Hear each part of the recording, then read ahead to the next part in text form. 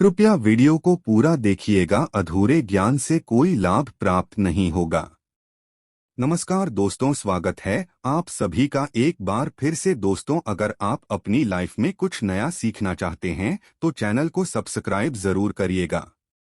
दोस्तों, वैसे तो प्रत्येक मास की पूर्णिमा तिथि को धनदायक और शुभ माना जाता है, लेकिन साल की कुछ खास पूर्णिमा तिथियों को सबसे शुभ और समृद्धशाली माना जाता है। पुराणों में पूर्णिमा का दिन बेहद पवित्र माना जाता है। इस दिन तामसिक चीजों का सेवन न करें, ब्रह्मचर्य का पालन करें, क्लेश कलह से बचकर रहें, किसी को अपशब्द न बोलें। इस दिन द्वार पर आए याचक को अपने सामर्थ्य के अनुसार दान देना चाहिए। इस दिन चावल का दान करना भी बहुत शुभ माना जाता है, इससे चंद्र ग्रह से संबंधित दोष दूर हो जाते हैं। अगर हिंदू धर्म की माने तो ऐसी मान्यता है कि गाय की सेवा अगर निस्वार्थ भाव से की जाए तो घर में लक्ष्मी का वास होता है। वैसे तो युगों से चला आ रहा है कि गाय को हम कुछ न कुछ खिलाते जरूर है।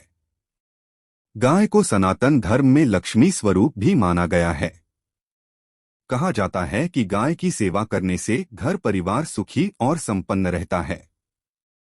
जिस घर में गाय की सेवा निस्वार्थ भाव से होती है, उस घर में लक्ष्मी जी की कृपा हमेशा बनी रहती है। और जिस घर में गाय की सेवा नहीं होती, अचानक से किसी भी प्रकार की वहां पर विघ्न बाधाएं आती रहती है। वैसे तो कुछ लोग शहरों में भी रहते हैं, महानगरों में रहते हैं, तो वहां पर गाय पालना संभव ही नहीं है, लेकिन गाय को वहां पर भी रोटी जरूर खिलाई जाती है। लेकिन कई बार गाय को खिलाने में कुछ भूल हो जाती है। तो कौन सी वो 3 चीजें हैं जो गाय को नहीं खिलानी चाहिए, आज हम आपसे इस वीडियो में साझा करेंगे। लेकिन दोस्तों, उससे पहले आपसे रिक्वेस्ट करते हैं कि वीडियो को लाइक जरूर करिएगा, दोस्तों को शेयर कर दीजिएगा, और अगर आपने अभी तक चैनल को सब्सक्राइब नहीं किया है तो चैनल को सब्सक्राइब करके बेल आइकन जरूर दबाइएगा। दोस्तों, गाय के अंदर सभी देवी देवताओं का निवास माना जाता है। तो आप सुबह जो पहली रोटी बनती है वह अगर गाय को खिलाते हैं तो देवी देवताओं का आशीर्वाद मिलता है। गाय को गुरु के साथ जोड़ा गया है, यानी गुरु ग्रह के साथ, बृहस्पति ग्रह के साथ, इसलिए गुरुवार के दिन गाय को रोटी पर एक चुटकी हल्दी डालकर खिलाएं तो सुख संपत्ति, धरना, ऐश्वर्य बढ़ता है। दुष्ट ग्रह शांत हो जाते हैं। जो लोग मानसिक रूप से परेशान है वह गाय को रोटी पर थोड़ा सा गुड़ रखकर खिलाएं तो सकारात्मक ऊर्जा आती है, टेंशन खत्म होती है, स्वास्थ्य अच्छा रहता है। और अगर आपको लगता है कि आपके सभी ग्रह खराब है तो ऐसे में गाय को पहली रोटी रोज खिलाएं। सभी ग्रह धीरे धीरे शुभ हो जाएंगे। कभी कभी जीवन में लंबे समय से कोई शुभ मंगल कार्य नहीं हो रहे होते, तब ऐसे में अब गाय को रोटी खिलाएं। गाय के मस्तक को छूकर अपनी मन्नत कहें, प्रणाम करें, पैर छुए तो आपकी मन्नत जरूर पूरी होगी।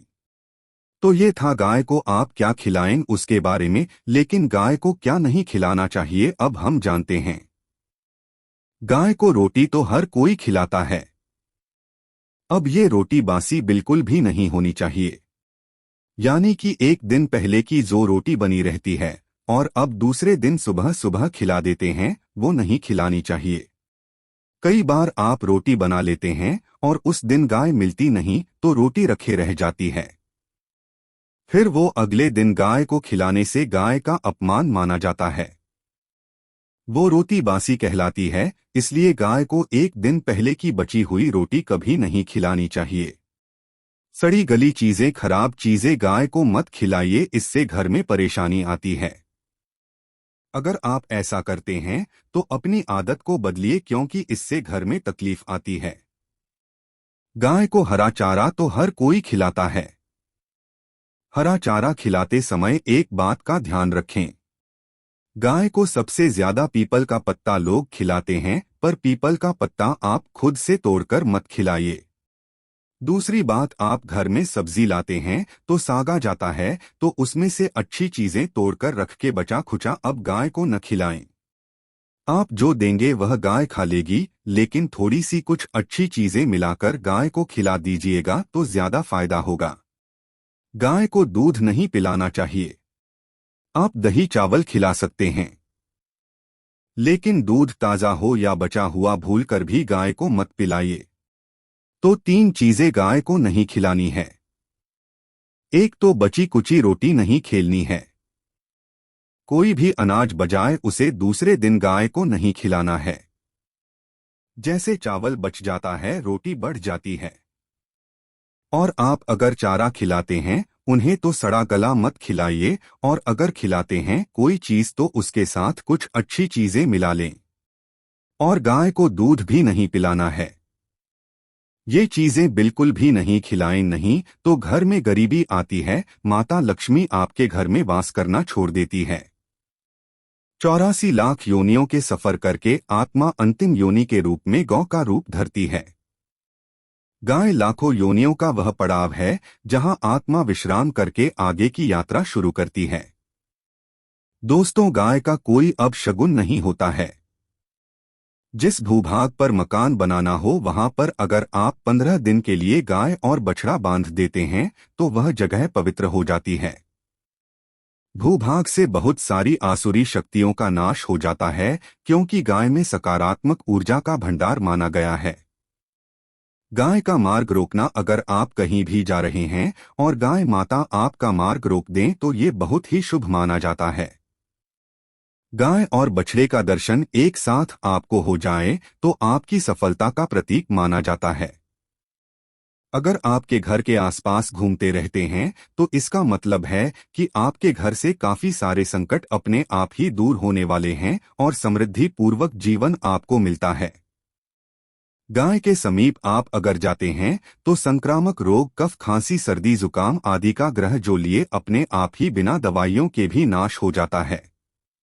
अगर आपको गाय अचानक से पहुंच मार देती है तो ये बहुत ही शुभ संकेत माना गया है, और काली चितकबरी गाय का ऐसा करना तो और भी ज्यादा शुभ माना गया है। पंचगव्य जो होते हैं वो कई रोगों में लाभदायक है। पंचगव्य क्या क्या हुए? गाय के दूध, दही, घी, मूत्र और गोबर, इन सभी को शरीर की रोग निरोधक क्षमता को बढ़ाकर रोगों को दूर करने वाला माना गया है।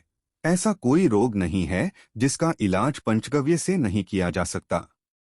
दोस्तों, आज के समय में लोग गौ माता की पूजा करने के बजाय, उनका सही उपयोग करने के बजाय उनको काटकर मारकर खाना ज्यादा पसंद करते हैं। बुरा लगेगा शायद, पर ये सच है। और गाय को रोटी देने से न केवल सुख समृद्धि की प्राप्ति होती है बल्कि बरकत भी होने लगती है। अगर आप गौ को पाल सकें तो अच्छी बात, लेकिन आज के मॉडर्न युग में जहां लोगों की शायद खुद के घर में रहने की जगह नहीं है, ऐसे में गौ को रखना थोड़ा कठिन और महंगा हो सकता है। ऐसे में आप गोकुल रोटी ने कम से कम रोटी देके आप सुख समृद्धि को प्राप्त कर सकते हैं। आपके घर में बरकत होने लगती है। हमारे बुजुर्ग हमेशा से कहते हैं कि गाय को रोटी खिलानी चाहिए, लेकिन समय स्थिति के चलते गाय की सेवा हर कोई नहीं कर पाता, लेकिन कम से कम रोटी तो आप खिला सकते हैं। अगर रोटी भी नहीं खिला सकते, जैसे काफी सारे जो हमारे भाई बहन मलेशिया वगैरह में, लंदन वगैरह में बैठे हैं, उनको गाय नहीं मिलती है, वो पूछते हैं कि हम कैसे गौ सेवा करें। आप ऐसा कर सकते हैं, आप गौ के नाम के पैसे निकालते जाएं और फिर आप चाहे तो कभी इंडिया आए तो आप गौशाला में दान देने, या फिर आप चाहें तो वहीं पर किसी गरीब को गौ के नाम की रोटियां खिलाएं। किसी भी अनाथ आश्रम में चले जाएं, किसी वृद्धाश्रम में चले जाएं, किसी भी दूसरे सफेद पशु को आप भोजन कराएं, यह भी आपके लिए बहुत अच्छा होने वाला है। कम से कम रोटी जरूर खिलाएं। हमारे देश में कई जगह देखा गया है और कई लोगों का प्रश्न आता है कि हम झूठी रोटी गाय को देते हैं, क्या ये सही है या गलत है? हम झूठा खाना, बचा हुआ खाना गाय को खिलाते हैं, यानी जो बच जाता है वह गाय के हवाले कर दिया जाता है। तो आपको बता दें दोस्तों, रामायण काल में गौ माता को एक श्राप मिला था, उसी की वजह से आज उनके साथ ऐसा हो रहा है। उसी शराब की वजह से गौमाता में देवी देवताओं का वास होने के बाद भी उनको झूठा खाना पड़ता है। यहाँ तक कि पॉलिथिन भी खाते हैं, हालांकि यह किसी भी लिहाज से सही नहीं है। आपको बता दें, वाल्मीकि रामायण में सीता द्वारा पिंड दान देकर दशरथ की आत्मा को मोक्ष मिलने का संदर्भ आता है। जो लोग जानते होंगे वह जानते हैं कि वनवास के दौरान भगवान राम लक्ष्मण और सीता पितृपक्ष के दौरान श्राद्ध करने के लिए गया धाम पहुंचे। श्राद्ध कर्म करने के लिए जरूरी सामग्री जुटाने राम और लक्ष्मण तो चले गए और सामान लेकर नहीं आए। इधर दोपहर हो गई, पिंडदान का समय निकलता जा रहा था। सीता माँ घबराने लगी, तभी दशरथ की आत्मा ने दान की मांग कर दी। अब गया जी के आगे फल्गु नदी पर अकेली सीता जी मुश्किल में पड़ गई। उन्होंने फल्गु नदी के साथ वट वृक्ष, केतकी के फूल और गाय को साक्षी मानकर बालू का पिंड बनाया और स्वर्गीय राजा दशरथ अपने ससुर के निर्मित पिंड दान कर दिया। थोड़ी देर में भगवान राम और लक्ष्मण जब लौटे तो उन्होंने कहा कि समय निकल जाने के कारण मैंने पिंड दान कर दिया। बिना सामग्री के पिंडदान कैसे हो सकता है, इसलिए राम जी ने सीता माँ से प्रमाण मांगा। तब सीता माता ने कहा कि जो फल्गु नदी के रेत है, केतकी के फूल है, गाय है और वट वृक्ष है, जो मेरे द्वारा किए गए श्राद्ध कर्म की गवाही दे सकते हैं। इतने में फल्गु नदी, गाय और केतकी के फूल तीनों इस बात को मुकर गए। उन्होंने कहा, सीता माँ झूठ बोल रही है, सिर्फ वट वृक्ष ने सही बात कही। तब सीता जी ने दशरथ का अध्ययन करते हुए उनसे ही गवाही देने की प्रार्थना करें। दशरथ जी ने सीता माँ की प्रार्थना को स्वीकार करके घोषणा की कि ऐन वक्त पर सीता ने मुझे पिंड दान कर दिया। इस पर राम आश्वस्त हुए, लेकिन तीनों गवाहों द्वारा झूठ बोलने पर सीता जी उनसे क्रोधित हो गए और उन्हें श्राप दिया। फल्गु नदी से कहा कि जा, तेरा नाम सिर्फ नदी रहेगा, लेकिन तुझमें पानी कभी नहीं रहेगा। इस कारण आप भी जानते होंगे, जो लोग जानते हैं, फल्गु नदी आज भी गया में सूखी ही रहती है। गाय को श्राप दिया कि तो पूज्य होकर भी लोगों का झूठा खाएगी, और केतकी के फूल को श्राप दिया कि तुझे पूजा में कभी नहीं चढ़ाया जाएगा। वट वृक्ष को सीता माँ ने आशीर्वाद दिया कि उसे लंबी आयु की प्राप्ति होगी और दूसरों को छाया प्रदान करेगा, तथा पतिव्रता स्त्री तेरा स्मरण करके अपने पति की दीर्घायु की कामना करेंगी।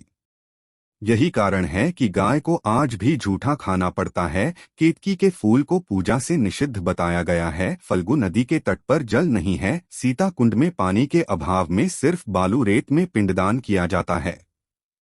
दोस्तों, शास्त्रों के मुताबिक गौमाता में सारे देवी देवता निवास करते हैं। 33 कोटि देवी देवता और पीटर का निवास होता है।